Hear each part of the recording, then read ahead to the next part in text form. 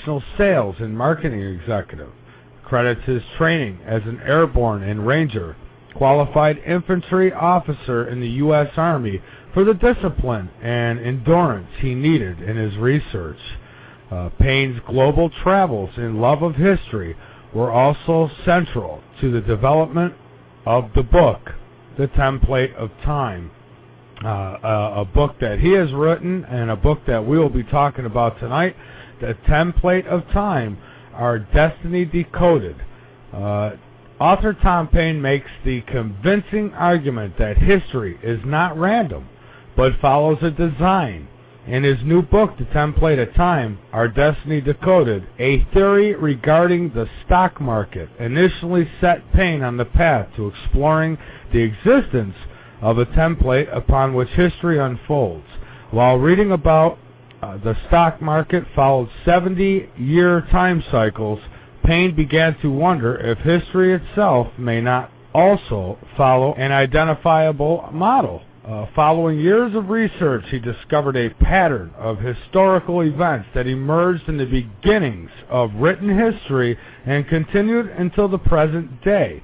Moreover, based on the fact that these patterns were consistent and could be followed by using simple math, Payne conjectured that this template could be used to forecast major historical events in the future. Taking these various equations into account, a larger pattern emerges. Payne adds, showing that his history confirms to a grid that is 500 years in length. That it does so 4 times in a row rules out the possibility of chance and coincidence. So please welcome with me tonight the author of The Template of Time, Our Destiny Decoded, Tom Payne. Good evening, Tom. How are you this evening? Hi, Michael. How are you? I'm doing great. You're coming in crystal clear. We had a guest on last night. We used Skype, and it wasn't so good, but wow, you're coming in great. So how are you tonight? Just fine. I finished a long run by the lake today, so I've got the energy to hang in there with you this evening. All right, great. You know, I did have one guest fall asleep on me once on this show. That was pretty funny. So, Tom, if we could, let's get your website out there and where everybody can get this book should they choose. Okay, great. And I think that it would help them if they go to the website and sort of follow it along as we go over some of these concepts, because I've got charts and illustrations that'll help them follow the numbers. But the website is thetempleteoftime.com. It's the title of the book. So www.thetempleteoftime.com. Okay, great. So, Tom, let's talk about that a little bit. First, what got you so interested in decoding our destiny? Well, I wasn't at all. I mean, if you, like I stated in the preface, if you were to tell me, if someone would come up to me and say that time follows a specific grid of dates and does so again and again and again, I would have laughed. I said that's ludicrous. But so I didn't start off with a desire to look into it. I looked at the stock market theory that the stock market followed 70-year cycles, and I thought, I don't know why this idea sprang into my head, but I thought, I wonder if there's 70-year cycles in the Bible. And then when I checked into it, I saw that there were all kinds of little time cycles. For example, you have the 40-day and 40-year time cycle. You have Moses was on the mountain for 40 days and nights without bread and water, and then received the 10 Commandments. The world was destroyed by 40 days and nights of rain. Elijah traveled for 40 days and nights to reach Mount Horeb, and then the Lord appeared to Elijah. And then even Jesus in the New Testament, you have it occurring with his 40 days and nights of fasting, and then he is tempted of the devil. And then after the resurrection, he was with the apostles for 40 days and then ascended into the heavens. And so as I looked at all this, I just thought, what could they possibly mean? What purpose do they serve? Surely they're not in here by accident, and this isn't just some, we like the number 40. So I just kept looking into it deeper and slowly pieced together a template. Okay, and what did you find when you started looking at the Bible in terms of 70-year cycles? Well, for the 70-year cycle, you had the lifespan of a man was to be like 70, 70 years, 80 if he had the strength, according to Psalms.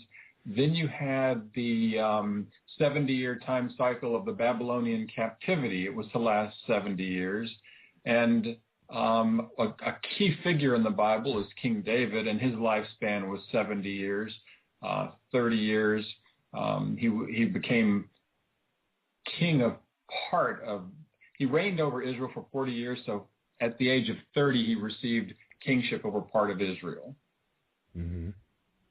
And so those sort of things made me think, okay, so you've got this 70-year time cycle. Are there others?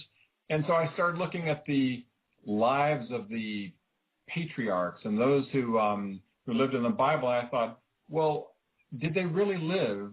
Did Methuselah really live to be 969 years of age? And I thought, he could have. I mean, God can make a fish live out of water for 1,000 years if he wants to. 969 years. So I started looking into those as possible time cycles. And when I looked at the patriarchs, their lives had this incredible, this pattern built into them, where there are these squared numbers at the heart of if you look at their years, and I have it mapped out on the website, you can see that their lifespans are based on squared numbers. And squared numbers are also at the root of this template. Mm-hmm. But before we go into the larger template, I think it might be helpful to understand one key idea that separates it from other systems of time cycles. Okay. Is most time cycles, all of them have to start from some date. It extends from something, goes from somewhere and lands somewhere else. So I have made this different in the sense that it extends from 3 years that were specific to the life of Jesus. The reason why this happened was I thought, okay, since time cycles have to start somewhere, let's start it from the birth year of Jesus. And the 70-year cycle produced some interesting hits in history, but it wasn't all that conclusive. Then I started extending them from the year of his resurrection. And the dates that I use are 6 BC for the year of his birth and 30 AD for the year of the resurrection. These are based on a couple of scholars' works on dates. Mm-hmm. And again, a couple of hits, but nothing conclusive. And then as I was mapping out all these different historical events, I noticed that things that started on the birth year came to a conclusion or a fulfillment on the year of the resurrection, that there seemed to be there was a seed or start of a movement, and then it came to fruition on the year of the resurrection. I thought, that's odd. And as I checked more and more in history, there seemed to be more and more of these examples of this. And then I was really intrigued. And finally, there was one last date. I said there were 3 dates. I noticed how about 4 years prior to the conclusion, there was this new direction, some new historical energy redirected a movement and sent it towards the culmination. And so once I had that piece, I finally realized that this is related to the start of his ministry, which was about 3.5 to 4 years prior to that in 26 AD. And so once I had that sequence, I then started to think there might be something to this template. Okay. Now, this alone doesn't help predict what's to come in our future or our destiny, as you say. So, what else? What else factors in? Of course, past events. Correct? Exactly. Well, let's take a look at this. What I call an INC sequence, because it's the date that extends from the birth year initiates a movement. Then the date that extends from the year that he started his ministry moves it in a new direction. And then it reaches its culmination from the 30 AD date. So in the Bible, there's a 490-year time cycle in the book of Daniel. And to bring it into modern times, let's look at the 4th iteration of that time cycle. So 4 times 490 is 1960. Well, if you extend this time cycle, 1960 from 6 BC, you just have to subtract 6, you come to 1954. And around 1954, all sorts of important events were taking place. One of them, for example, was the death of Stalin and the entrance of Khrushchev into power in Russia. he was a reformer, and he was ousted in part because he tried to be such a reformer. But in 1956, he published these notes revealing the lawlessness of Stalin's reign. And this type of openness inspired Hungary to seek its freedom.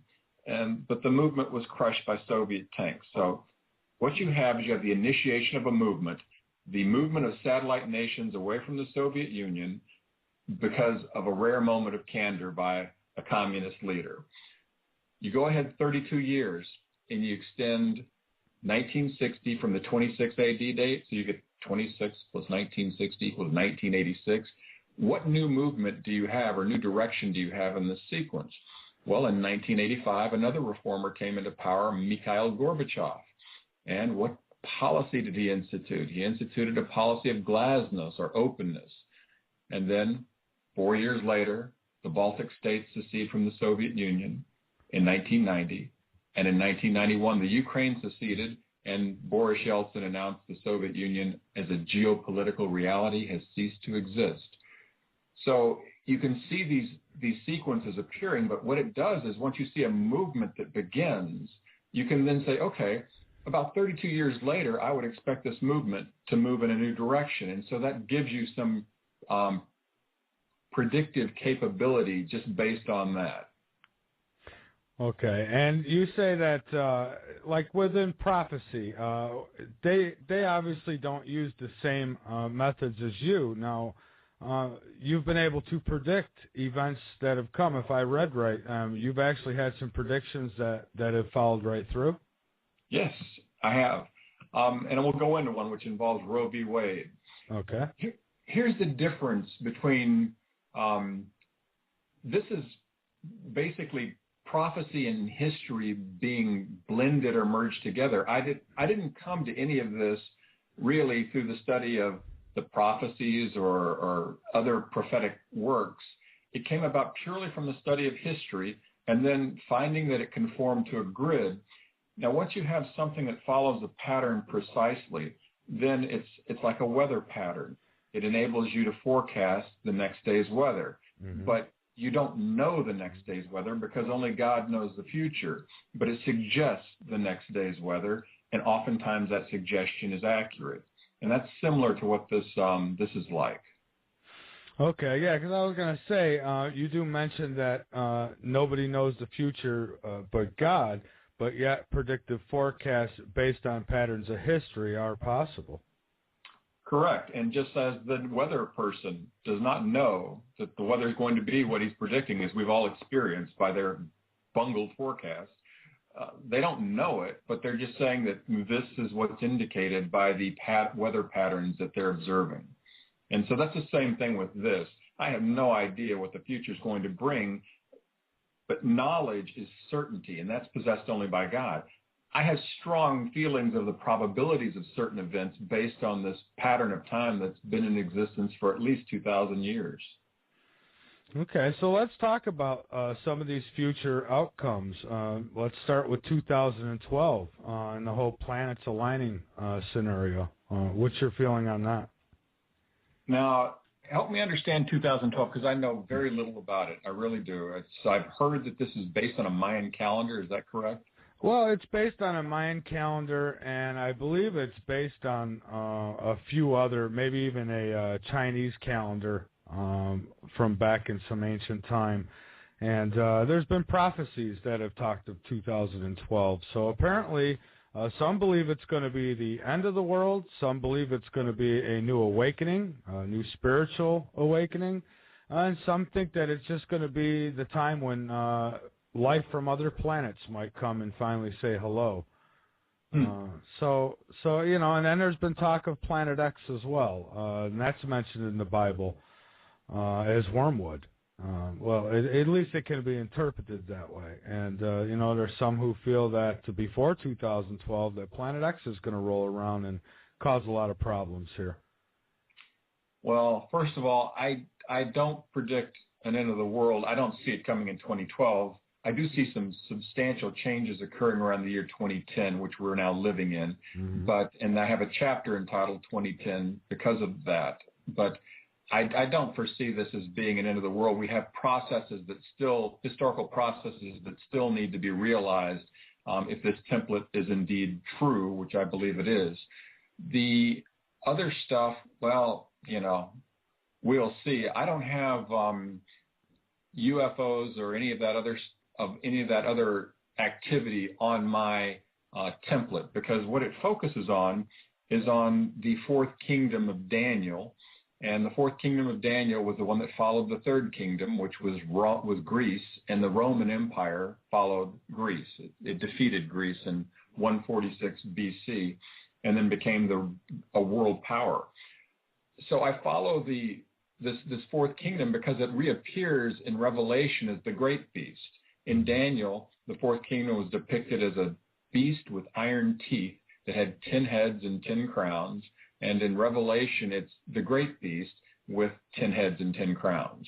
And I also follow the development of the kingdom of God, or the people of God, and the spread of the Christian faith, and then their prophesied collision, or the persecution of Christians by the Roman Empire, which became much more fierce after the Roman Empire adopted Christianity, as was seen in the wars of religion and other things that happened through the Holy Roman Empire.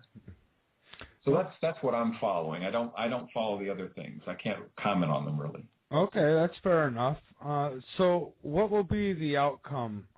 Like, say, things like Israel and the Middle East conflict. There's a lot of turmoil there, and it's said in certain prophecy that when turmoil hits the Middle East, that's the signs of, I guess, good versus evil. So what do you think is going to be the outcome with Israel and the Middle East? Okay, first, I think that Israel is on the verge, and this is strongly suggested by the template of time, because even there are two time cycles that converge on the date 2010, and both of these different time cycles indicate that Israel will likely take out the Iranian, or try to take out the Iranian nuclear facilities. And that once this occurs, I think there will be a huge ripple effect of unintended consequences that are going to happen. Let's look at that, for example. Okay. There's a forecast that I made, and the reason why the 2010 is so important is because it has, in one instance, two very powerful time cycles converge on it. I mentioned how the years lived by the patriarchs and others are time cycles. So you have Isaac lived 180 years. When you take that to the 11th iteration, or 11 times 180, you get to 1980. 1980 minus 6 takes you to 1974, which is around the time of the Yom Kippur War. So it initiated a movement in history around that time cycle. Another time cycle that converges on that is the 110-year time cycle. That was the lifespan of Joshua and Joseph. And if you look at those three, Joshua, Joseph, and Isaac, they're all types of Christ. Anyway, their time cycles converge in 1974. And that's also when Roe v. Wade started, and I'll touch on that later. Okay. Roe v. Wade was decided in 73. So in 73, Israel was invaded by Syria and Egypt. And there were even Iraqi forces involved in this war against Israel. You would expect this movement, and Israel, of course, won. You would expect this movement to then be redirected or sent in a new direction around the year 2006. 1980 plus 26 AD gets you to 2006. And it was. Israel turned the tables somewhat by invading Syria, or at least Syrian airspace. They took out their nuclear facility, that's widely believed, in 2007. They also invaded Lebanon to take on Hezbollah, which is a Syrian-Iranian proxy, in 2006. So you have this sort of aggressive activity from Israel. Now, I think around 2010, they will be taking out, this year or next, they will be taking out the Iranian nuclear facilities. That new direction will culminate in that movement. At the same time, it's highly likely that they would also invade Lebanon once again to take on Hezbollah, and probably even Gaza to take on Hamas, so that they're not so they don't have rockets raining down on their head for the rest of, for the next several years. So you probably will see that occurring in the near future, and that could lead to a wider war. It would be suggested, that's suggested by the template as well. I was just going to say that could lead to a much wider war, even a World War III. And then you think about taking out those nuclear facilities now. How safe would that be at this point? It's Israel will have a very tough time doing it on their own. And the United States in 1973 allied with Israel in the Yom Kippur War, resupplying them. And it so alienated the Arab world that the Arab oil embargo was the result. So it would not surprise me if the United States was allied with Israel in this. If not secretly, then more than likely we would become a part of the conflict if the Iranians shut down the Straits of Hormuz and try to choke off the oil supply. So you have the Arab oil embargo in 73. It also points to a culmination in 2010, which I believe will be, and I hope it doesn't happen, but a severe disruption in the oil supply. And my opinion and many others, we have other means of energy, and we really don't have to depend on foreign oil. And I know that's not what we're here to talk about tonight, but I just wanted to throw my opinion out there on that. And it's a shame that, we go to war for things like that. It really is. Oh, I would agree with you. The worst thing is having a dependence on a substance that's in the hands of all the people who dislike you intensely. So that any sort of independence from oil would be a very, very good thing for us. Yeah, absolutely. So now, how important is the Jubilee fractal and why? Okay. Now, I mentioned that this thing was constructed from time patterns scattered throughout the Bible. Right. And you know Pentecost. The word Pentecost means 50th day, and that's what Christians know it as. The Jews know it as the Feast of Weeks. It was 7 7-day periods plus 1 day, which gets you to the 50th day, or Pentecost. So we call it Pentecost. That is a fractal of Jubilee, which was 7 7-year periods plus 1 year. And what a fractal is, it's something that's similar in shape but different in scale. So you have these shapes of time that are similar but very different in scale. You have 50 days versus 50 years. Another concept of fractal time is in the well-known Bible verse, a day is like 1,000 years in the eyes of the Lord. Well, they're similar in shape, 1 day, 1,000 years, but they're very different in scale. And so what I did with the Jubilee fractal was I said, okay, if time is fractal, then what happens when you extend it to 7 70-year periods plus 10 years, or 500-year period? And after I did that, then all of a sudden I saw history starting to conform to this pattern. And there was one other thing that I needed to do to sort of understand just how well it told the story of history. And I got this pattern from the creation week. The creation week, you have the first day, let there be light. And then you have that day and the next 2 days, the first 3 days are about forming the earth. Then you have the fourth day, let there be lights. And days 4, 5, and 6 are concerned with filling the earth. And then you have day 7, which is culmination, or the culmination of creation. And I slowly realized that this 1-4-7 pattern was just like the INC pattern. You had an impulse, let there be light. You had a new impulse, let there be lights. And then you had the culmination of day 7. And once I applied that to the Jubilee fractal, I noticed how the first 70-year period of this 500-year pattern, it initiated a movement in history. It was then sent in a radically new direction in the fourth cycle, and that new direction culminated in the 7th cycle. So you had a 70-year start of a movement, then at 280 years, it moved in a new direction. and then it culminated in the 490 and 500-year cycles at the very end. Okay, so I mean, is that to say that history repeats itself? Because if we look back at past events, I mean, like the Great Flood, for instance, there's been times when life on this planet, at least most of it, has been wiped out. So that's obviously something that at some point is going to come again? I would say history repeats itself to some degree, but it's each 500-year pattern advances the story of a history in a different direction. So, for example, I talked about that fourth cycle being, or the fourth 70-year pattern launching things in a new direction. Well, 4 times 70 is 280. If you take 280 from 6 BC, you get 274.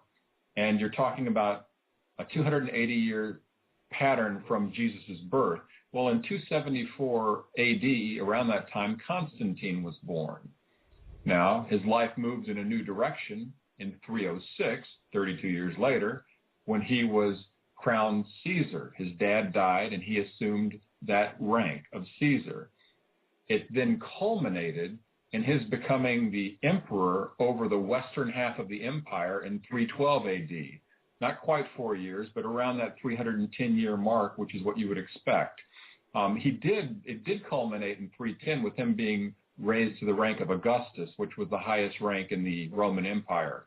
And also in 312, he not only became master of the western part of the Western Roman Empire, he also had his vision of in this sign conquer, of conquering in the sign of the cross. And many date his purported conversion to that time period, although I think his conversion is very suspect. I agree with you, and when it comes to the Bible, I think there's a lot that's in there that I think a lot of it is messages, and then there's some of it that I don't know if it's people might be interpreting it wrong, and that's why some of these prophecies are not correct, and why some of them are. This one though, I think I found it amazing, and when I came upon this, that when you would expect the Roman Empire to be moved in a new direction, the ultimate change agent of the Roman Empire was Constantine, because he turned it into a Christian empire. It went from pagan to Christian. So there's this. It's hard to imagine a greater change. And then 490 years or 770-year cycles from there, you have the arrival of the great Roman Emperor Justinian, who was the culmination of this whole movement. Born in 483, which is extend 490 from 6 BC, come to 484 AD, and then achieving the rank of consul in 521 AD, which would be roughly 490 years from 30 AD. So again, you have this process of a new movement, and then it achieves its culmination in Justinian. And why Justinian is such a great figure of culmination was not just for his building programs and everything else, but was the way he codified Roman law in such a way. And on the 500-year cycle, remember there's that 500-year piece of it. Mm-hmm. He started that codification process in 529 AD, which was 500 years after 30 AD. So you have this remarkable series of events that are starting to follow this pattern, and it follows it in the next 500-year period.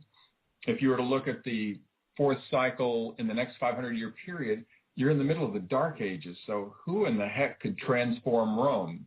Well, in that fourth cycle, Rome became the Holy Roman Empire under Charlemagne. And so you have this new direction to the West Roman Empire. It was virtually extinct after, in the culmination phase of the previous 500-year period. West Rome was extinct. Byzantium, the East Roman Empire, survived. But then in the next 500-year period, it's revived under Charlemagne, and it continued for 1,000 years. It became the hereditary empire of the Habsburgs. So when did the Habsburgs appear? Well, you go 500 years later. in 1274, so that'd be 1,000 years plus the 280 cycle, 500 years later. In 1273, it was the Habsburgs become the Holy Roman Emperor. I mean, this stuff is following this grid so precisely that it just can't possibly be chance. And then the next 500-year period comes along, and you will see the Habsburgs dissolve the Holy Roman Empire, and an emperor emerging that's a secular emperor that unifies Europe briefly, militarily, and that's Napoleon. You know, and some would compare the United States now to Rome, you know, how powerful they were, and then they fell. And in some predictions, it says that the United States is going to take a great hit and then recover. That's possible, but here's one of the things that I find. If you look at the next 280-year period, or 500 years from 1274, you get to 1774. And what happened around then? Well, that's when the U.S. was the colonies started their fight for freedom. It started in 1775, and with Lexington and Concord, and continued on until they gained their freedom. But what you find with these fourth cycle movements is that nations that begin in weakness, and the United States was not a real strong nation back then. No. It takes them into the seventh cycle before they achieve their fullness, their strength. And that has happened with the United States. And those nations that achieve their strength or their dominance in the seventh cycle, they don't lose it in the seventh cycle or in the years that follow. So I think that the United States will be a strong nation and an independent and free nation till the end. Well, that's great news, and I'm definitely glad to hear that. And it's nice sometimes to hear the good stuff instead of just the gloom and doom of it all. So now you were big time into the stock market, and now how did that relate to this? How did you how did the stock market actually get you interested in the numbers as far as putting them together to figure out what's to come? I found that interesting. I'm sorry. Go ahead. It's kind of vice versa. The stock market, I was working in it, you know, investing and losing money hand over fist. And that's when I was trying to study it. I was reading about the 70-year cycles. And so I then started researching the template of time. And I thought, wow, there are things about this movement, these movements that resemble price patterns in the stock market. And just what that is, I'm not at liberty to say. But I then started applying that knowledge to the stock market, and I started seeing some things that were pretty remarkable. So when, for example, the bottom happened in March 6th of 2009, I sent a note to my broker on March 3rd that I was in cash at the time, and I said, I want to move everything into the stock market in the next few days because I think the market will hit its bottom. I think I put this in the book, what the Dow would hit, and it came within like 40 points of hitting that number on almost the exact day that I predicted. I've had many predictions that have gone wrong, though, on the stock market. But that one I was very, very confident in, and so the results were quite good. But it's you would imagine that if history follows this shape of time, then it would have to influence a lot of other chaotic seeming systems. And the market is a truly a turbulent, chaotic seeming system, but there are patterns to it. Okay, so I want to take a break here really quick, and then when I come back, I want to talk about some of the predictions that you have been able to come up with for our future, wherever that may be. And I want to give everybody the number to call in. If you have a question or a comment, feel free to do so. It is 347-989-1012, and press 1 so I know you want to get on the air. I'm Michael Vera, and my guest tonight is Tom Paine, and we'll be back in just a moment. Paine, and we're talking about the templates of time. And we're going to take a call in just a second here, Tom. But, yeah, how about some of those predictions for what's to come? Well, I think the most important one, you know, when we look at the European Union, we look at a group of people that just can't seem to do anything right. I mean, and for a long time.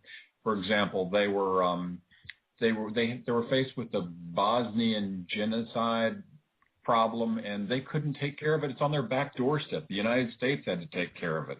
They're faced with Greece defaulting on just going bankrupt, and they seem to struggle with how to deal with that. But what's the template says in the face of all of this is that the European Union is going to evolve into a European superstate. So that's one of the things, because as the Great Beast, the Great Beast refers to an empire and to an individual. And it was to evolve into a confederacy of nations. These 10 heads with 10 crowns were 10 kings or 10 nations now in our way of looking at things. And the European Union has evolved into that to a slight degree. With the founding of the EU in 1992 with the Maastricht Treaty, think of this. This is really strange.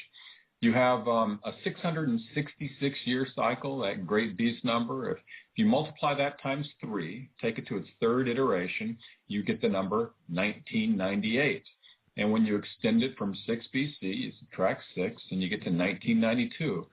So the European Union is founded on a date marked by this 666 time cycle, and I just find that to be kind of remarkable.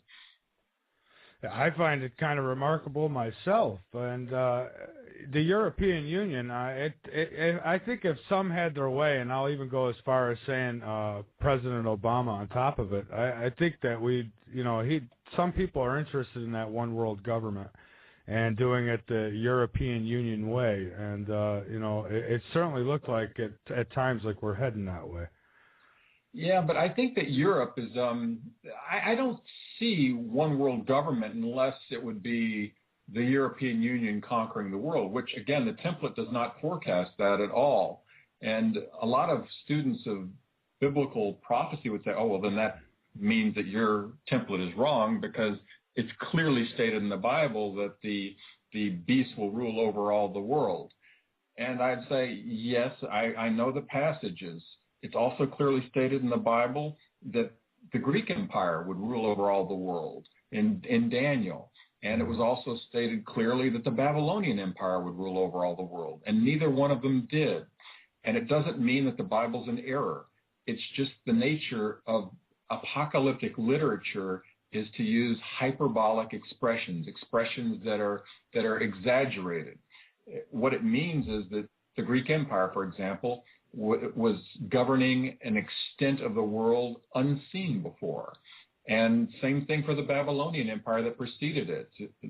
So that's what I think it's getting at, that the European Union will become a military superpower. It will expand dramatically, but it will not conquer the United States. I don't think anybody will ever conquer the United States. I think that we as a people would die first before we let somebody else control us. I know, speaking for myself, I sure would. But right now I am concerned with the leadership that we have. It seems like every direction we take is not a good one right now. I wouldn't disagree with you, but sometimes we have to go through a period of shaking so that we can see what's false, and it usually crumbles, and then see what's real, and it remains standing. And it teaches us to simplify in many ways so that we hang on to those things that are real. And the United States is going through a period of shaking through this, through some of the moves that we're making. I don't think that they're necessarily good, but they can have a good end. Okay, well, again, that's good news, and I hope that it does have a good end. But, a lot of the stuff that you are talking about, I can see. And I guess it depends. Just because something is said to be doesn't mean that it's written in stone. I think that I just hate to think that everybody's future would be panned out for them ahead of time. It just don't seem like free will to me. So I would have to say that you get different paths to take, and and that goes with countries and world powers as well. And I think that outcomes could change, such as if Israel attacked Iran. I think that there would be quite a bit of other countries that would have to get involved there, And then if they don't, there's consequences of what can happen there as well. And I know a lot of people agree and disagree on what should be done there. But I think anybody should be able to have any kind of power they choose to use. But when the leader comes out and says that he wants to wipe certain countries off the map, that tends to worry me a bit, him having that kind of technology. I would agree with you. I think that Israel has been chased from pillar to post throughout their history. They are not going to go away easy into this good night. They have somebody who's threatening them with destruction, who's trying to get a nuclear weapon, then I think it's highly likely without the template of time to make this prediction. But the thing that's amazing is the way it unfolds on this template with such clarity. Mm-hmm. Now, do you think that we'll come to peace on this planet without a mushroom cloud? I don't know if there is going to be any sort of nuclear holocaust, but one thing that's kind of interesting is the way on the template the 490-year and the 500-year cycles in our life in this current era both sponsored the development of the Star Wars Star Shield, the missile shield. It was the idea was kicked about by President Reagan in 1984, and they started the Strategic Defense Initiative, and that's the 490-year period. And it was then moved in a different direction and recast by President Clinton around the 1994 period, which was the 2,000-year mark or the 500-year mark of our era. So these things, when you have these things appearing like this, you can say, okay, if it happened in 1984, then around the year 2016, we should see this star shield that we've developed move in a new direction. So that's something that's of interest. But the way I look at it is the United States is the guarantor of the West and the West of the Western Hemisphere. And the Star Shield, this Strategic Defense Initiative, could be very, very helpful should a European superpower emerge that has military ambitions. Oh, I hope so. Because you just look around right now and the way things are on this planet, and I've had several guests on, some on prophecy, some psychic predictions, and anything that anybody says right now could certainly come true, especially if it's on the doom end of things. Because you look around and it almost every corner you turn, it seems like things are heading that way. But me, myself, I think there's a light at the end of the tunnel. And I do believe in that fight between good and evil, call it God and Satan, if you will. But I do believe that will come, and I think that the bad will eventually be wiped out. I don't know if I'll live to see it, but I do think so. Now, with your system, I mean, have you been able to come up with anything like that? I mean, what is your take actually on the Bible and that fight between good and evil? Well, my take is it's basically a traditional Christian or biblical view, and that is that Jesus is returning. If you look at things from a millennial perspective, so a day is like 1,000 years in the eyes of the Lord. Archbishop Usher said that the world started 4004 BC, and I don't believe that is the date, but there's symbolic. I don't either. There is symbolic significance to these time cycles. If you date it 4,000 years from that date, you arrive at the birth year of Jesus. And he was a new direction in history, certainly.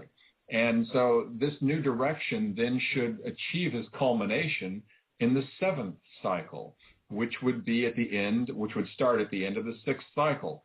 We are nearing the end of the 6th cycle around the year 2030. If you look at the new directions too, they typically appear weak, and just like the United States, for example. And then in the 7th cycle, they achieve their strength, they mature, they come to fruition. So I think that's an indication of Jesus came. He wasn't remarkable enough to the Roman Empire to be recorded in one of their documents during his lifetime. Certainly he was a remarkable man, God and man, and he had a huge impact in his neighborhood, but he was almost seemingly small and insignificant in comparison to who he will be when he returns. And I do believe that he will return, and that it's imminent, though it cannot be predicted. We do not know the time. Okay, well, you just answered my next question. I had a feeling that's what you were going to say, and I agree with you. I don't think anybody can say when the end's going to come or when it's not. And since I've been a kid, there's been those predictions. Oh, another week's going to be the end of the world, and it never happens. Y2K didn't happen. And just like Planet X, I believe that it is out there. I don't believe it's going to cause all the problems that it's said to cause. I think we'd have more of an effect from the aligning of the planets, myself. I think that might affect us, and I guess that's where I'm going next. With this system of predictions, what about earthquakes and, ocean rise and things of that nature? Are you able to predict stuff like that, whether it's going to happen? Obviously, it's happened in the past, so that's why I ask. I haven't really looked into it at all. The only thing that came up was during my research, I was looking into the United States around the time period, the fourth cycle, around that 1774 to 1830 time period. And I noticed how on the Jubilee fractal, one of the dates is 1806. That's the time period when the Habsburgs basically said the Holy Roman Empire is no more. But it was also around that time, I think it was 1806 or 1810, that there was such a massive earthquake that it actually rerouted the Mississippi River. Yes. And so that points perhaps to an even larger manifestation of an earthquake in the seventh cycle, because, those events that occur in the fourth cycle grow in significance and mature and become much more powerful in the seventh. But I haven't done enough research on earthquake patterns to see if there's any validity to that through history. Okay, because I know 2010 has been very active, and some will say, well, that's just the news just is covering it more. That's why I ask, because, I tend to think that people talk about a global earthquake of sort, and I guess it's possible. But of course, everyone would like to know if it's going to happen or not. And I imagine one day it might. So, but if you don't mind, I'd like to go to the phone lines and take our first call. We have Leo from Northern California. You are on Late Night in the Midlands. Hi, Leo. Hi, Mike and Hi. Tom. Thank you for taking my call. Thank you for calling. I just wanted to ask Tom if, with his template, has he done a research on including other ancient cultures such as the Inca or the Aztec in their writings? No, I have not. But here's something that's interesting and kind of sad, too, at the same time.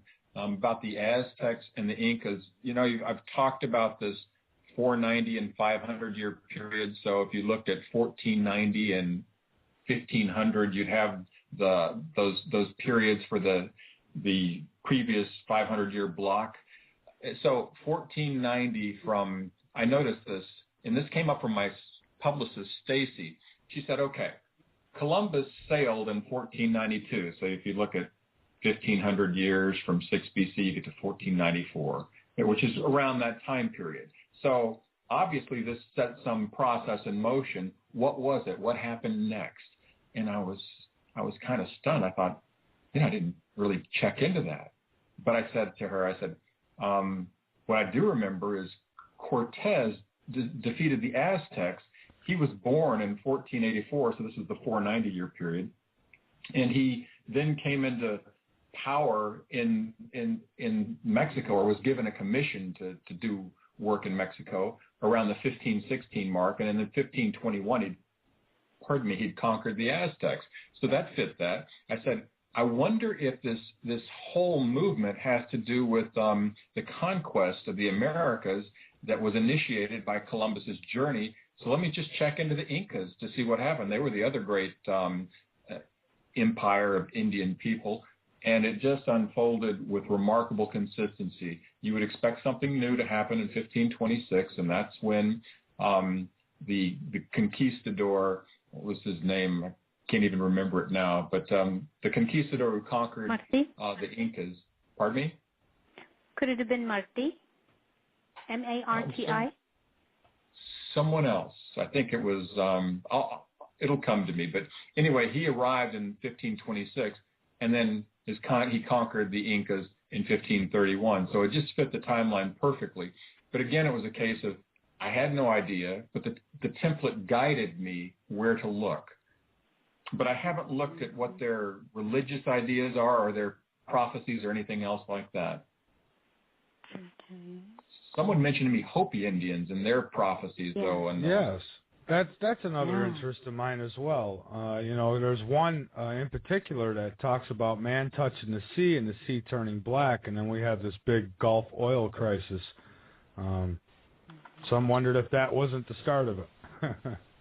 Could very well be. That was specifically mentioned by someone else as well. So, but I have not researched that and tried to align the template with their ideas. Okay. Thank you. And I'm going to get back to that. Where are you from in listening mode? Where are you from in Northern California? Actually, my family is originally from Central America. Okay. And both of my parents, I should say my great-grandparents were from Europe on both of my parents' side. So there's the originator, northern, the Basque region of Spain, and then Germany, and also the Jewish and Irish.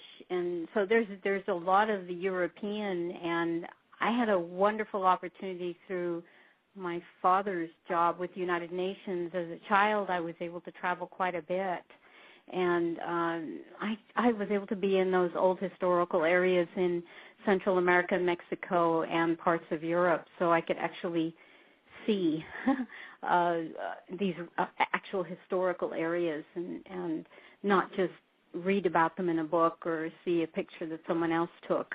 So, but I'm always intrigued as writers like yourself that will do this intense and this following through to the end. It's magical to put this type of revelation of how the human cycle does have something to do with the math and numbers, and to a great degree, yes, we are predictable, but it's a beautiful unfolding, the human condition of trying to get back to, as I heard Mike say earlier, our free will.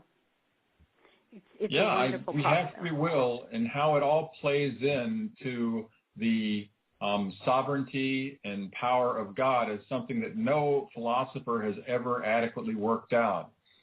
Yeah, except for maybe the apostles. Well, I'll leave you with that thought. Go back with Mike onto your book. I want to hear more. Thank you again. Bye-bye. Okay, thank you so much. Yeah, so how about the apocalypse? I can't say it. But how about I was lost for words there. But yeah, how about that? The apostles? Yes. Mm-hmm. Well, the apostles they're superior to philosophers because they received their revelation directly from the Spirit of God. So they were told that they would be instructed by the Spirit, by Jesus, and one of the reasons why he was leaving was so that the Spirit would be poured out on them. So they had a very, very unique perspective that could see into things like Paul, for example, the Apostle Paul. He mentioned that he had experienced revelations that were so great that he could not speak of them to anyone. And you just wonder what those revelations could be, and one of these days we'll find out. Yeah, one of these days we will find out.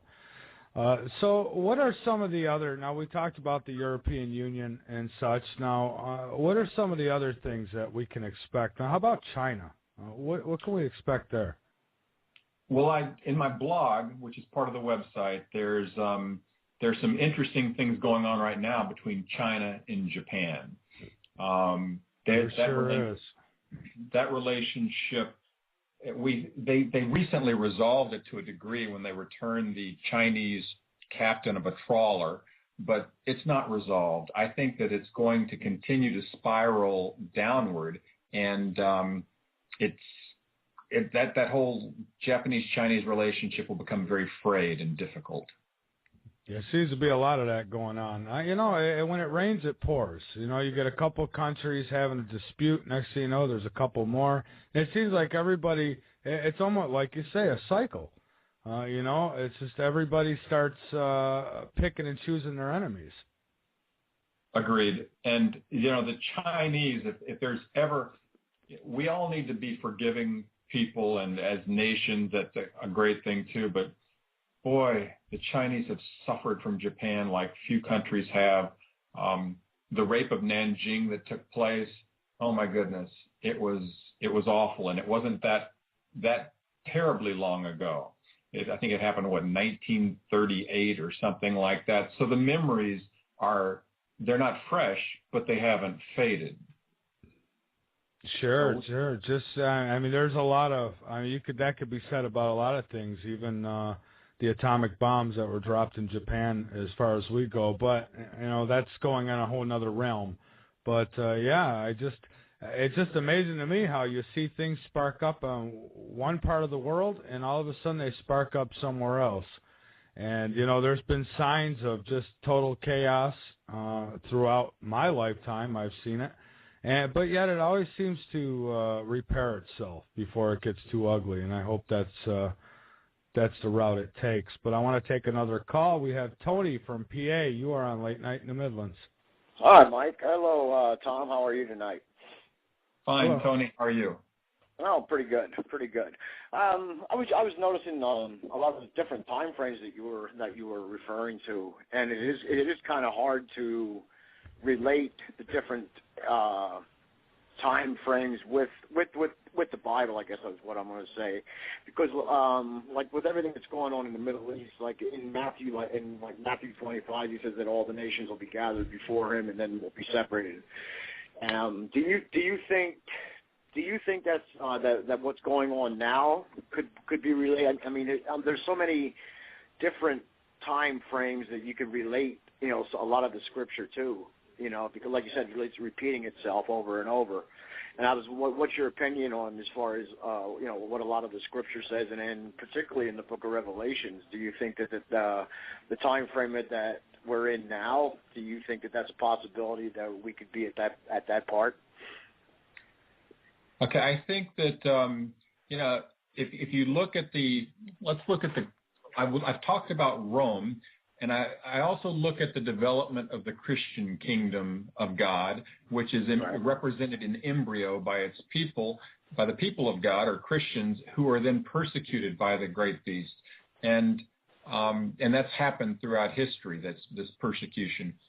But when you look at the unfolding of this, it does follow a very distinct pattern of 500 years. The first 500-year period, which culminated in the Synod of Orange in 529 A.D., you have the development of Christian theology and ideas, as well as the institution of monasticism. Monasticism was a way for the Christian church to withdraw from the Roman Empire. Because when Constantine came into power, Christianity changed. It was a very different animal until he came in, because with Constantine came a flood of new converts, and they really didn't believe like the Christians who were willing to die for their faith. They just knew that the emperor believed in Christianity, so they needed to also. So you had monasticism developing, and what's interesting in the book is how I didn't know this until I did the research, but monasticism was a primary force for the preservation of civilization. Because if you think about it, during the Dark Ages, who possibly would preserve learning? The only people who were equipped to do this were the monks, because they were educated. They weren't part of these barbarian invasions. Right. So they preserved learning, but they also acted as missionaries throughout Europe. If you look at the first 500 years, the Roman Empire converted, but they didn't send out missionaries at all to any of the other nations, and except for Ireland was one exception. St. Patrick went to Ireland. But then in the next 500-year period, you don't have any development of theology like you did in the first 500 years, because it's the Dark Ages, but you have all these people going out and sharing the word. And what's most bizarre of all, these barbarian nations who believed in warrior gods like Thor all came to embrace the Christian faith, which is so totally different from them. And it all happened at the very end of the millennium. Europe virtually Christianized all at once. And you had the Viking nations of Denmark and Norway, and Sweden was well advanced towards becoming a Christian nation. You had Poland, Czech Republic, Slovakia, Russia, Hungary, all embraced Christianity on that seventh cycle of the second 500-year period. Well, now you go fast forward into this millennium. You have the first, from 1000 to 1500 AD, or really from 1030 to 1530 AD, you have this focus on theology, and it explodes in the Reformation with all the different insights that they came to bring to bear. But there wasn't much in the way of missionary activity. No nations outside of Europe that I'm aware of became predominantly Christian. In the next 500 years, it's all about missionary activity. And one of the things that I predict is that you will see another harvest of nations towards the end of this millennium, around by 2030. And it's and it will probably be nations as powerful as China and India becoming predominantly Christian or being led by Christians. Right. I guess my point. I think my point would be the. Oh, are you breaking up like that? No, we can hear you. Go ahead. Oh, you can hear me? Oh, okay. What I was saying was about the time frames. It was like 500-year cycles, but within, I would say, the last 150 years, everything has been happening in 40-year cycles as far as peacetime, leading into wars, leading in just, you know what I'm trying to say. As far as the time frame seems to be getting smaller in between the repeating of the history, like you were referring to, in the 500-year periods. But now, like from the 40s, say from like World War I was in 1913, whatever. And then it went into, we had World War II 30 years later. Then we had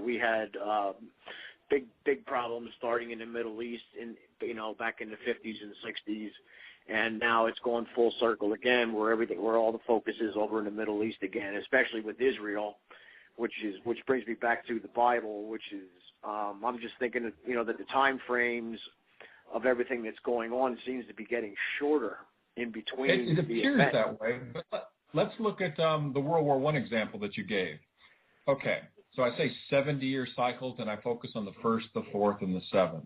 But because it's such an important one, I also mentioned in the book the 420-year cycle, or the 670-year cycle, 420 years. Add that to the 1,500 years, because you have these 500-year cycles, so it's 1920. 6 years from that gets you to 1914. And in that 70-year cycle, you have the start of World War I in 1914. Right. Okay. 32 years later would take you to 1946. Well, in 1945, you have the world moving in a new direction of peace, and you have Europe completely destroyed at this point by two world wars in a very short period of time. Correct. It was from this that in 1946, Churchill announced that there needs to be a United States of Europe, and America needs to support it, and hopefully the Soviet Union will as well. But the world wars had brought us to this. And then at the end of that, the 1950 time date, which would be the conclusion of this sequence of events, you have the development of the European coal and steel community, which eventually became the European Common Market, which eventually became the European Union. European Union, right. Right. Okay. Yeah. Okay. I just wondered if you noticed that the time cycles were getting closer together as time progresses. You know, I don't know if it's just that's the way I'm seeing it. You know, personally, I don't know.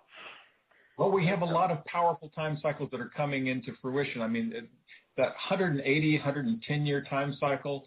It's those two were powerful on their own throughout history. They marked a number of important events.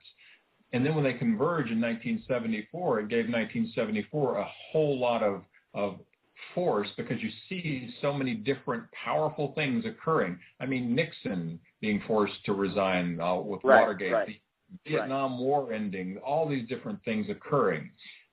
1984 is the 490-year time period starting. That's the initiation of things.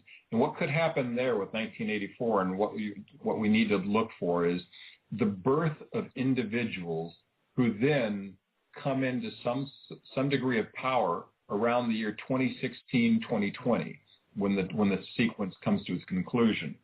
Right. That I think we will start seeing. Okay. So you're thinking we're getting pretty close to the end of the cycle, or the beginning of a new cycle, I should say, I guess. We're coming to the end of the sixth millennial cycle, and it doesn't mean that it can't extend for some period of time. As I put in the book, the first millennial cycle ended, I think, 987. After 987 years, it wasn't 1,000 years exactly, and that was with the translation of Enoch according to the biblical timelines. Right. Exactly. Okay, and it's also coincidental that at the end of this, I mean, you're familiar with the seven seals, and now that we're in the sixth cycle, going into the seventh again, which raises a flag in my head. You know, could this be the seventh and final seal cycle, or whatever you want to call it? You know, so I mean, there's just different ways of looking at it. You know, and it's very interesting. Very well could. Thanks. It very well could, but one thing, if I am basing this on the Bible, and I am, and if I am a Christian, then it would not make sense for me to start claiming that I know when Jesus is going to return or when the end will come, because he himself said that no man knows that hour, and to start making those sorts of claims would be almost like either accusing Jesus of being ignorant or of lying, making him into a liar, which is inconceivable. Right. I agree.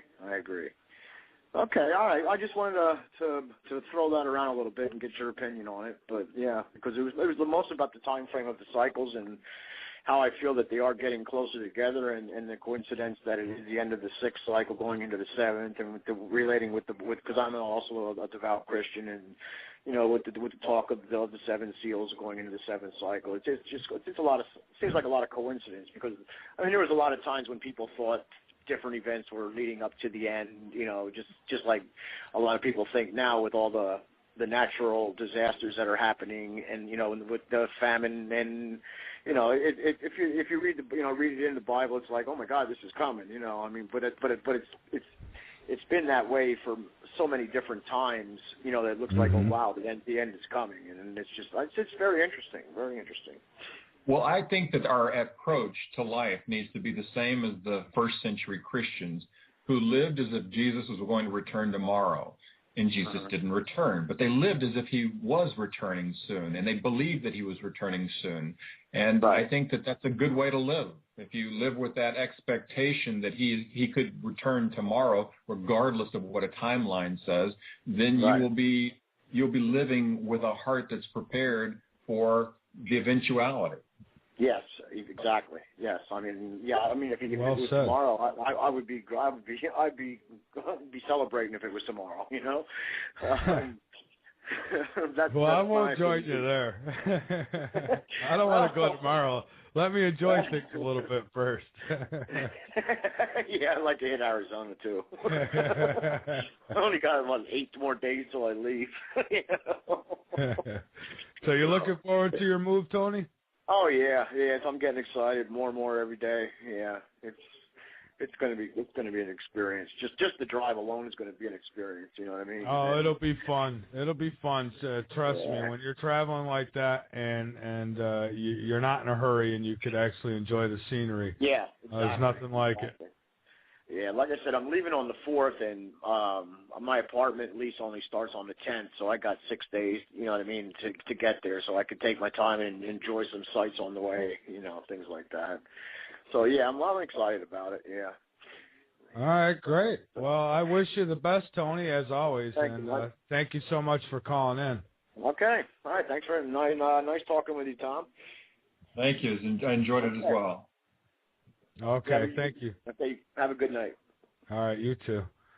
Okay, so yeah, Tom, what other things will people be able to pull out of your book? I mean, you know, when they pick it up and they open it and they get reading it, what else are they going to learn?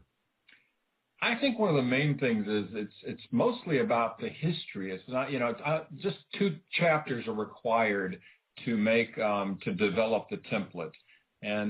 But the history is what's the fascinating thing about it for me. For example, how do you understand the Inquisition? How does that make sense within the Christian church? How does it make sense for the Crusades? You know, we were to go out and spread the good news, not to bring the sword to the infidel to convert them that way. So how did the Christian church get involved in that? And it goes into the histories of those and helps make sense of some of these riddles of history. Yeah, I would agree with you. You know, through history, there's been just so much, you know, good and yet so much destruction. And again, I don't believe in coincidences much myself. I think that everything happens for a reason. Even if it's horrible, I'm a big, strong believer of that. And, you know, I had a guy on not too long ago who argued the point with me and listeners that Jesus never walked the earth, he said. And he said that there's absolutely no proof of that. And he said you couldn't use the Bible either. He said that's not proof. No, what would you say to somebody like that? Oh my goodness! That's basically saying it's right because I say it's right, because you're saying, all right, you have this strong evidence that's preserved in the Gospels that he did just do that. You have all these people who are willing to die for this truth, including his apostles. And, you know, I think the apostles' willingness to die for the truth is one of the strongest arguments for it. If Jesus had not resurrected from the grave, then they were promoting a lie. And who would die for a lie? If the Romans or anybody else came up to them and said, you need to basically recant this point of view, or we're going to feed you to lions. They said, oh, I'll recant this point of view because it's not true anyway. I don't want to be fed to the lions. But because they believed it was true, they were willing to die for it. You know, I don't knock anybody for any of their beliefs at all. I mean, if somebody worships a rock, then all the power to them, you know. But I know there is a higher power. Call it God, call it what you will. I am a big, strong believer that there's a... I mean, you look around with just the way things are. I mean, there's intelligence behind everything here. And you're not going to tell me that was all an accident. I agree with you. And one of the things that I think is another thing that's interesting about the Template of Time is after you see history unfolding on it, you develop this sense for the rhythm of history. And you'll be able to look at a newspaper, as I did recently with the Wall Street Journal, and this thing about China and the Japanese thing. It unfolded on the template perfectly. This whole thing about the islands that are the source of the dispute. Do you know when that island controversy, what started this movement? It happened in 1972 when the Japanese claimed the islands as their own, and the Chinese and Taiwanese governments claimed it as their own too at that same time. So now you have this conflict which should be resolved sometime around 2010 because of the 1974, 2006, 2010 sequence. And we're seeing it. And then you look at the 2006 date, and what happened? I think it was 2004. The last event in this controversy prior to today was Chinese that activists that went to those islands and were captured by the Japanese and then deported back to China. Well, now you have this occurring with the captain being detained and then being returned.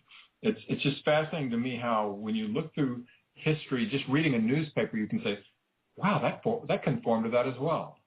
Mm-hmm.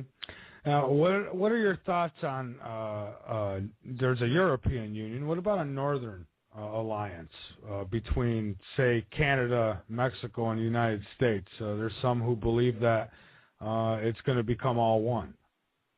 I do too, and it appears on the template with the NAFTA agreement. Usually, as I point out in the template, I gave a couple of examples. Well, in the European Union is one example. Economic union precedes political union, and that's what's occurring with, I think, the United States.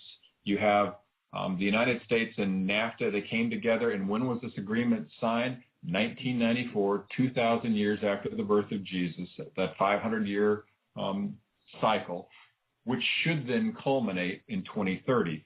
So not only do I believe it will happen, but I actually give dates of when I think it's going to happen. And another thing that's interesting, the United States tried to bring Canada into its sphere of power in 1812, which would be that 280-year cycle from 30 AD. You get to, 310 and 1810 if you do 500 years on top of that. So 1,500 years plus 310 gets you to 1810. So 1812, at the culmination of that fourth cycle, you have the United States invading Canada, trying to bring it into the U.S. possessions. Well, these small seed-like beginnings in the fourth cycle oftentimes take into the seventh cycle before they mature and actually bear fruit. So that, again, points to the United States and Canada becoming one nation, and I think Mexico will be a part of that too. And this would be because of a United States invasion of Canada? That's something that's up in the air. I don't think that necessarily has to take place. There are examples of it occurring peacefully in history. European Union would be an example. Mm-hmm. There are examples of it occurring through force, and Germany would be an example. When Prussia united all of Germany, it was through conquest. It was not through peaceful negotiations. Now, I couldn't imagine. I really couldn't imagine. Now, Canada, I've been there several times, and to me, it's just like the United States, maybe just a little cleaner in some areas. Now, Mexico, I've never been there, but, I just couldn't imagine all three becoming one. Who would be ruler? Is a government going to just throw everything down and say, okay, you're now in charge? I don't know. I don't see how it's going to happen or know how it's going to happen, but this is what's suggested by the template. And a lot of things that the template suggests to me don't necessarily, they're not borne out by the facts. The whole idea of Europe becoming a military superpower just seems ludicrous right now, because it doesn't seem like they can even get their economic act together. But yet things occur so quickly in history that what seemed ludicrous all of a sudden seems quite plausible. For example, Germany in 1933, when Hitler took over, mm-hmm. Germany was a prostrate nation. They were just lying on their stomachs. And in 6 years, Hitler turned them into a world superpower. If one nation can do that, then imagine what a host of nations could do if they got their act together and united behind a common cause. Yeah, unfortunately, that doesn't happen too often. And sometimes what we're told and what the real cause is a big conflict as well. And as far as Mexico goes, I sometimes think that's why they don't put as much into keeping those borders secure, because I really do think that's a plan, a big plan in the future, is the combining of the three countries. And someone in the chat had mentioned about withdrawing from the UN, and I agree. Yeah, the UN. I question its relevance. I don't know what good it provides, other than perhaps sometimes a forum for discussing things and slowing things down so that you can have these discussions. But I'm not a big fan. No, and I'll go as far as saying lots of corruption. I don't like the UN. I just don't. I don't like it at all, and I think we should go back to the way we did things before.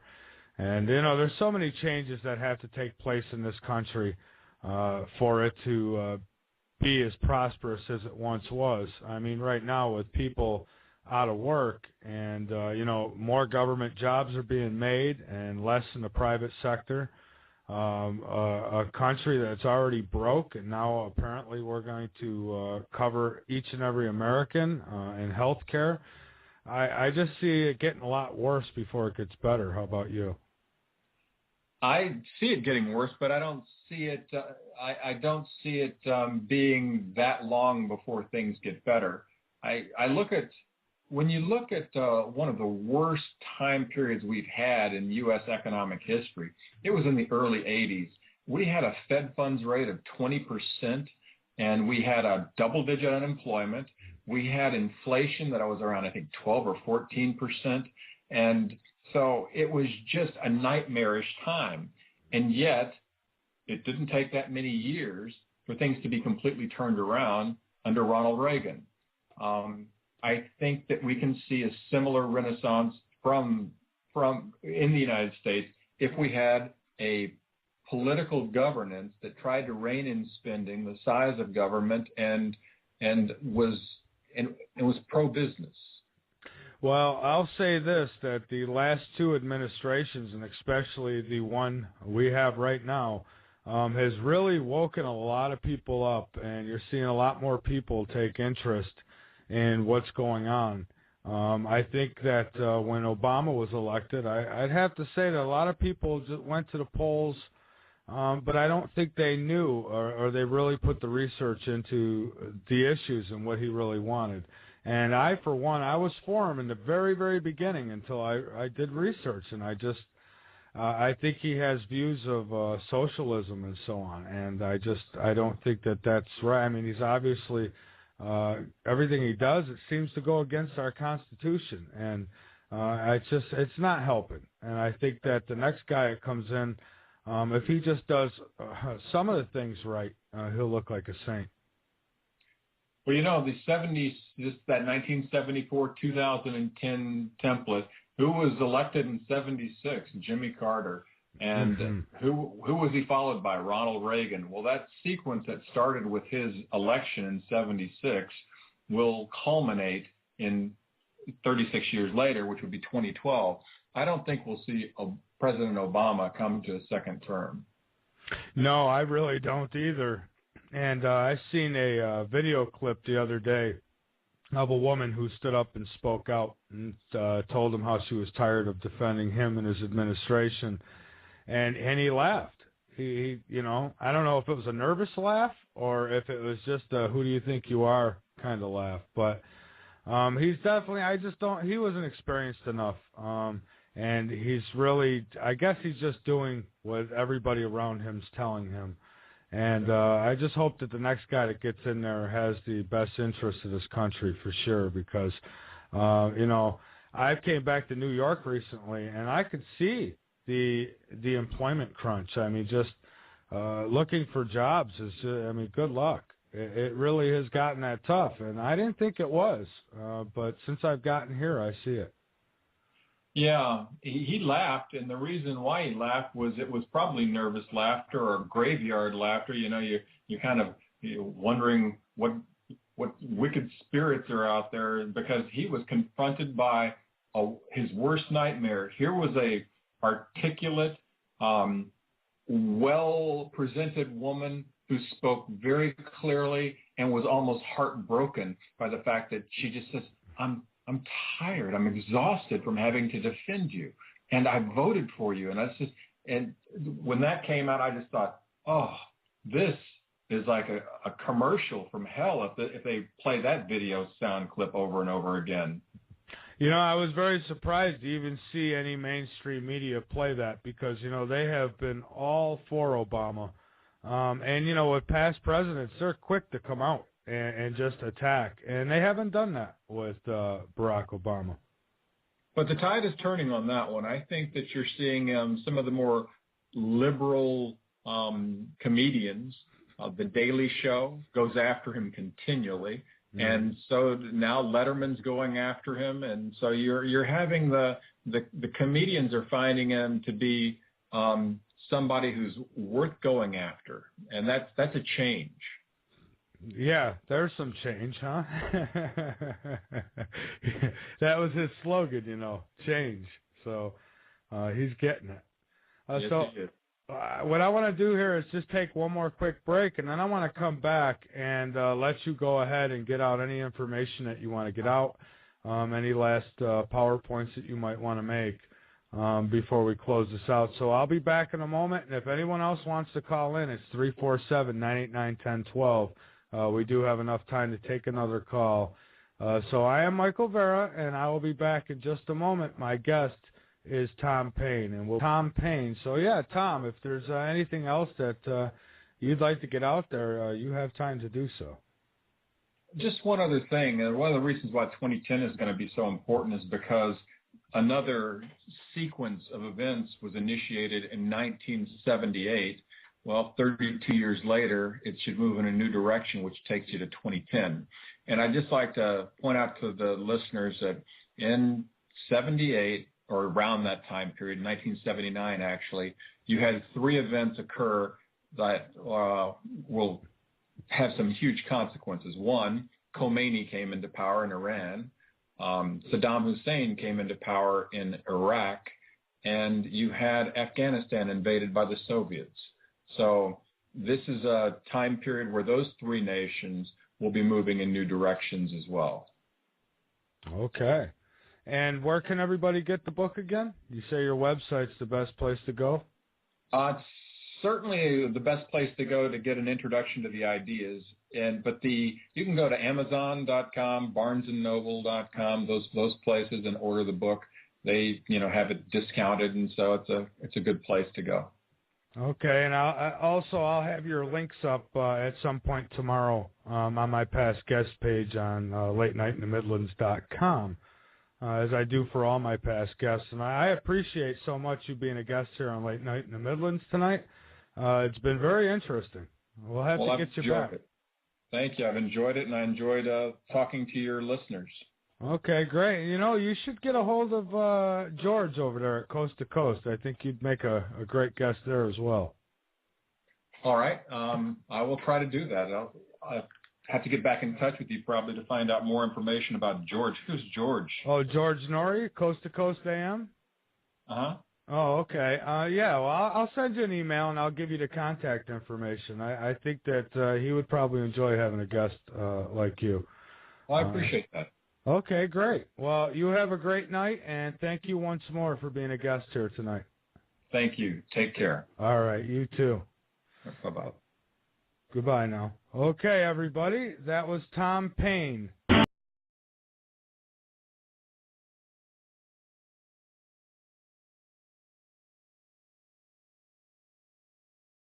Tonight, the author of The Template of Time, Our Destiny Decoded, Tom Paine. Good evening, Tom. How are you this evening? Hi, Michael. How are you? I'm doing great. You're coming in crystal clear. We had a guest on last night. We used Skype, and it wasn't so good, but wow, you're coming in great. So how are you tonight?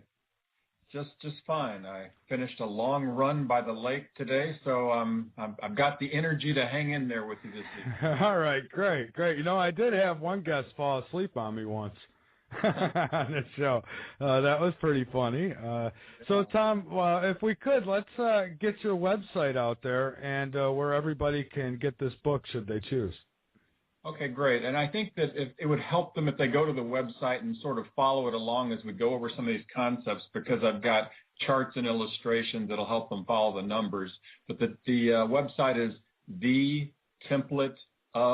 www.thetempleoftime.com. It's the title of the book.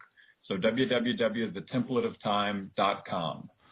Okay, great. So, Tom, let's talk about that a little bit. First, what got you so interested in decoding our destiny? Well, I wasn't at all. I mean, if you, like I stated in the preface, if you were to tell me, if someone would come up to me and say that time follows a specific grid of dates and does so again and again and again, I would have laughed. I said that's ludicrous. But so I didn't start off with a desire to look into it. I looked at the stock market theory that the stock market followed 70-year cycles, and I thought, I don't know why this idea sprang into my head, but I thought, I wonder if there's 70-year cycles in the Bible. And then when I checked into it, I saw that there were all kinds of little time cycles. For example, you have the 40-day and 40-year time cycle. You have Moses was on the mountain for 40 days and nights without bread and water, and then received the 10 Commandments. Their lives had this incredible this pattern built into them, where there are these squared numbers at the heart of their. If you look at their years, and I have it mapped out on the website, you can see that their lifespans are based on squared numbers, and squared numbers are also at the root of this template. Mm-hmm. But before we go into the larger template, I think it might be helpful to understand one key idea that separates it from other systems of time cycles. Okay. Is most time cycles, all of them have to start from some date. You know, it extends from something, goes from somewhere and lands somewhere else. So I have made this different in the sense that it extends from 3 years that were specific to the life of Jesus. The reason why this happened was I thought, okay, since time cycles have to start somewhere, let's start it from the birth year of Jesus. And the 70-year cycle produced some interesting hits in history, but it wasn't all that conclusive. Then I started extending them from the year of his resurrection. And the dates that I use are 6 BC for the year of his birth, and 30 AD for the year of the resurrection. These are based on a couple of scholars' works on dates. Mm-hmm. And again, a couple of hits, but nothing conclusive. And then as I was mapping out all these different historical events, I noticed that things that started on the birth year came to a conclusion or a fulfillment on the year of the resurrection, that there seemed to be there was a seed or start of a movement, and then it came to fruition on the year of the resurrection. I thought, that's odd. And as I checked more and more in history, there seemed to be more and more of these examples of this. And then I was really intrigued. And finally, there was one last date. I said there were 3 dates.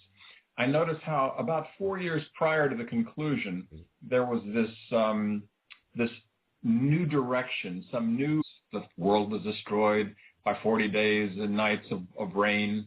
Elijah traveled for 40 days and nights to reach Mount Horeb, and then the Lord appeared to Elijah. And then even Jesus in the New Testament, you have it occurring with his 40 days and nights of fasting, and then he is tempted of the devil. And then after the resurrection, he was with the apostles for 40 days and then ascended into the heavens. And so as I looked at all this, I just thought, what could they possibly mean? What purpose do they serve? Surely they're not in here by accident, and this isn't just we like the number 40. So I just kept looking into it deeper and slowly pieced together a template. Okay, and what did you find when you started looking at the Bible in terms of 70-year cycles? Well, for the 70-year cycle, you had the lifespan of a man was to be like 70 years, 80 if he had the strength according to Psalms. Then you had the 70-year time cycle of the Babylonian captivity. It was to last 70 years. And a key figure in the Bible is King David, and his lifespan was 70 years, 30 years. He became king of he reigned over Israel for 40 years, so at the age of 30, he received kingship over part of Israel. Mm-hmm. And so those sort of things made me think, okay, so you've got this 70-year time cycle. Are there others? And so I started looking at the lives of the patriarchs and those who who lived in the Bible. And I thought, well, did they really live? Did Methuselah really live to be 969 years of age? And I thought, he could have. I mean, God can make a fish live out of water for 1,000 years if he wants to. 969 years. So I started looking into those as possible time cycles. And when I looked at the patriarchs, who historical energy redirected a movement and sent it towards the culmination. And so once I had that piece, I finally realized that then this is related to the start of his ministry, which was about 3.5 to 4 years prior to that in 26 AD. And so once I had that sequence, I then started to think there might be something to this template. Okay, now this alone doesn't help predict what's to come in our future or our destiny, as you say. So what else? What else factors in? Of course, past events, correct? Exactly. Well, let's take a look at this, what I call an INC sequence, because it's the date that extends from the birth year initiates a movement. Then the date that extends from the year that he started his ministry moves it in a new direction, and then it reaches its culmination from the 30 AD date. So in the Bible, there's a 490-year time cycle in the book of Daniel. And to bring it into modern times, let's look at the fourth iteration of that time cycle. So 4 times 490 is 1960. Well, if you extend this time cycle, 1960 from 6 BC, you just have to subtract 6, you come to 1954. And around 1954, all sorts of important events were taking place. One of them, for example, was the death of Stalin and the entrance of Khrushchev into power in Russia. He was a reformer, and he was ousted in part because he tried to be such a reformer. But in 1956, he published these notes revealing the lawlessness of Stalin's reign. And this type of openness inspired Hungary to seek its freedom. But the movement was crushed by Soviet tanks. So what you have is the initiation of a movement, the movement of satellite nations away from the Soviet Union because of a rare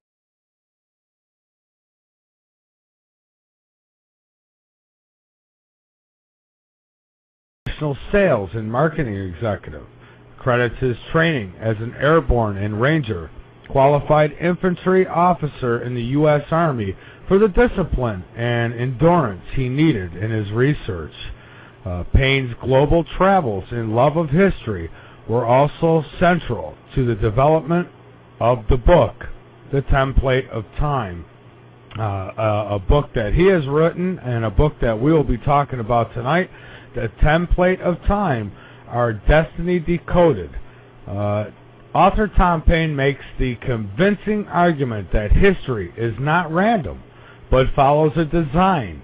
In his new book, The Template of Time, Our Destiny Decoded, a theory regarding the stock market initially set Payne on the path to exploring the existence of a template upon which history unfolds.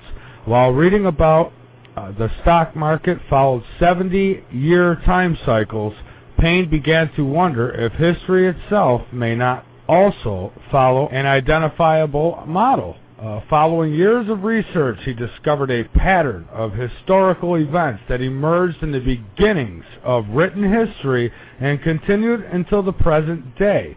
Moreover, based on the fact that these patterns were consistent and could be followed by using simple math, Payne conjectured that this template could be used to forecast major historical events in the future.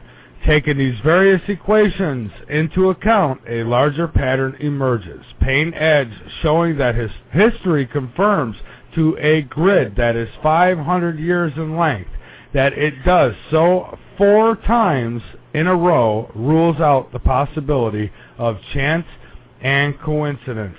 So please welcome with me